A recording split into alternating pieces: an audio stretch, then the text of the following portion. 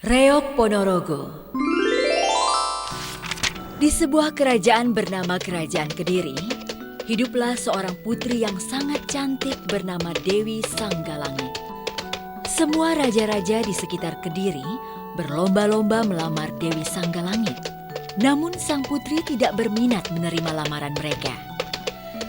Raja Kediri, ayahanda Dewi Sanggalangit, menjadi khawatir. Sikap Dewi bisa memicu peperangan antar kerajaan. Meskipun hak untuk menikah berada di tangan Dewi Sanggalangit, namun pada akhirnya Raja Kediri mulai campur tangan. Putriku, sikapmu yang selalu menolak lamaran dari raja-raja itu bisa membahayakan keamanan kerajaan kita. Bayangkan jika raja-raja itu sakit hati dan menyerang kerajaan kita. Pikirkanlah baik-baik, Dewi. Kata Raja Kediri kepada putrinya, Dewi Sanggalangit. Sang putri menundukkan kepalanya. Raja Kediri merasa prihatin. Aku tidak memaksamu untuk menikah. Semua keputusan ada di tanganmu. Hanya saja, sebaiknya segeralah ambil keputusan. Dewi Sanggalangit memikirkan kata-kata ayahnya. Akhirnya dia membuat sebuah sayembara. Baiklah ayah, Ananda akan menikah, tapi dengan syarat memenangkan sayembara. Apa syarat dari sayembara ini, putriku? Tanya Raja Kediri dengan wajah penasaran.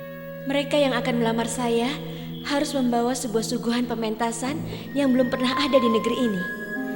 Selain itu, calon pelamar harus diiringi oleh 140 penunggang kuda kembar dan seekor binatang berkepala dua. Raja Kediri menghela nafas. Sungguh berat syarat putrinya. Namun apa boleh buat? Dia pun mengumumkannya ke seluruh penjuru negeri. Baiklah jika itu maumu. Ayah akan umumkan ke seluruh penjuru negeri. Syarat itu sungguh berat. Dan banyak raja-raja yang mundur dan hanya menyisakan 2 orang raja, yaitu Singabarong dari kerajaan Lodaya dan Raja Kelana Swadana dari kerajaan Bantar Angin. Mereka berdua berjanji akan membawa apa yang diinginkan Dewi Sanggalangit. Sayangnya Singabarong yang licik punya rencana curang. Dia bermaksud menghadang rombongan Kelana Swadana dan merebutnya. Aku tidak perlu repot-repot mencari syarat-syarat itu. Biarkan Kelana Swadana yang bekerja dan aku bersantai-santai. Jika dia sudah menyiapkan semuanya, barulah ku rebut. Maka waktunya telah tiba. Raja Kelana Swadana telah menyiapkan semuanya, kecuali binatang berkepala 2. Dia hanya membawa merak peliharaannya yang cantik. Mungkin saja Dewi Sanggalangit akan luluh hatinya jika melihat merak ini dan melupakan soal binatang berkepala 2 itu. Rombongan Raja Kelana Swadana telah sampai di hutan. Tiba-tiba seekor singa mengamuk. Dialah Raja Singabarong yang berubah wujud menjadi singa. Pasukan Raja Kelana Swadana tidak bisa menahan amukan si singa. Korban mulai berjatuhan. Ayo serang! Ayo!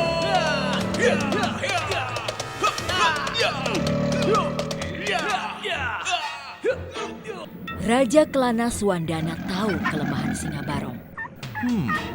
Aku tahu, dia pasti akan terlena jika kutu di lehernya dihilangkan. Lebih baik aku segera melepas burung merakku ini.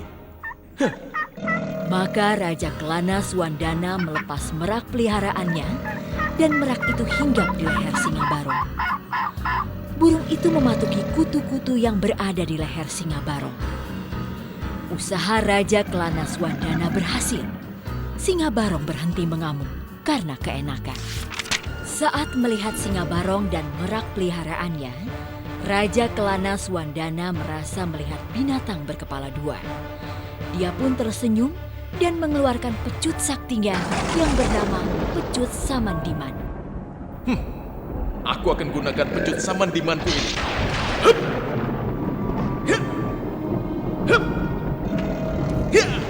Raja Kelana Swadana melecutkan pecut dan terdengar bunyi menggelegar.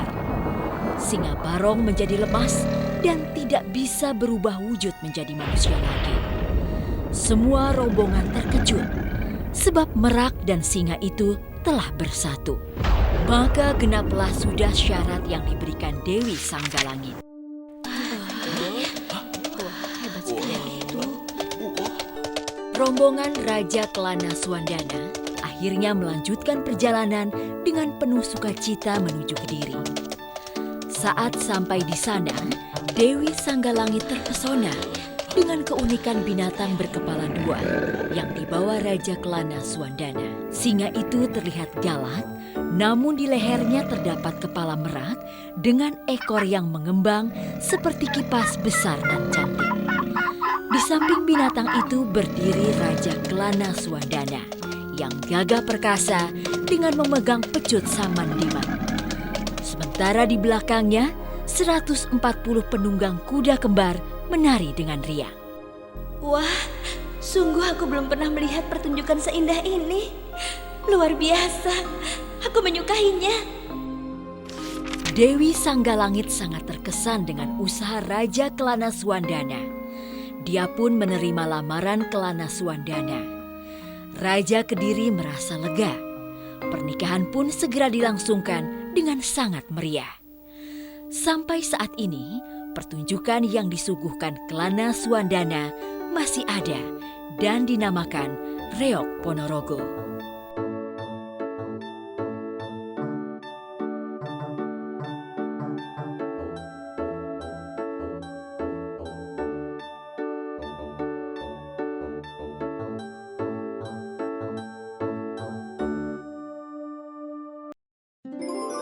Keong Emas. Di sebuah kerajaan makmur bernama Kerajaan Daha, hiduplah seorang raja. Dia mempunyai 2 orang putri bernama Dewi Galuh dan Chandra Kirana. Mereka berdua cantik, namun Chandra Kirana lah yang paling cantik. Mereka berdua putri raja, namun Chandra Kirana lah yang paling disayang rakyatnya. Selain parasnya yang cantik, hatinya juga jelita. Sementara Dewi Galuh selalu iri dengan kakaknya. Lama-lama, rasa iri itu menjadi rasa benci.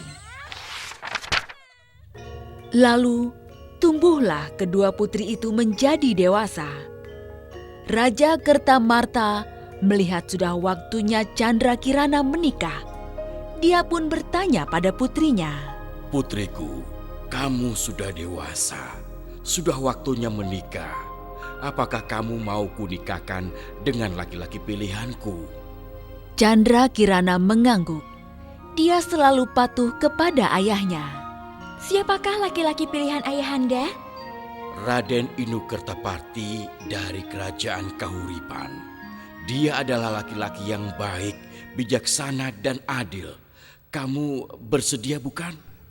Chandra Kirana sekali lagi mengangguk. Saya bersedia, ayahanda. Dewi Galuh yang mendengar pembicaraan ayah dan kakaknya menjadi marah. Sudah lama dia menaruh hati dengan Raden Inu Kertapati, pewaris tahta Kerajaan Kahuripan. Pupus sudah harapannya menjadi permaisuri. Kemarahannya membuatnya gelap mata. Dia pun pergi menemui nenek sihir untuk membuat rencana menyingkirkan Chandra Kirana. Nek, aku perlu bantuan nenek.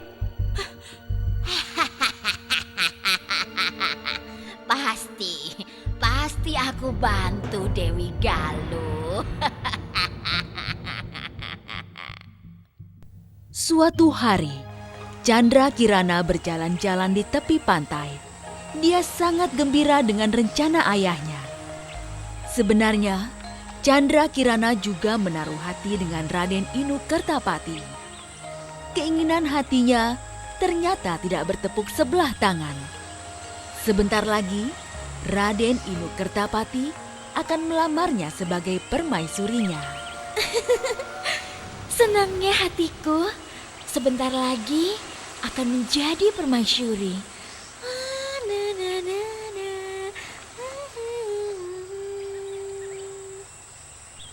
Saat Chandra Kirana sedang asyik bermain air, tiba-tiba muncullah nenek sihir.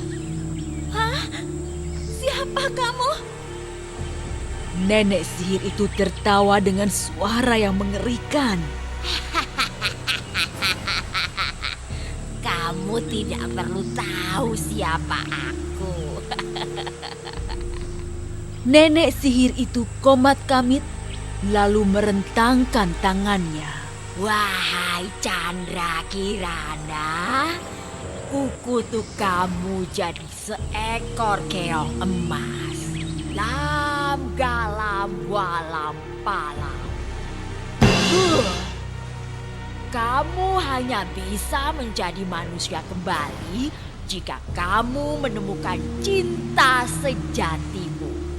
Namun akan kupastikan kamu tidak akan pernah bertemu dengannya.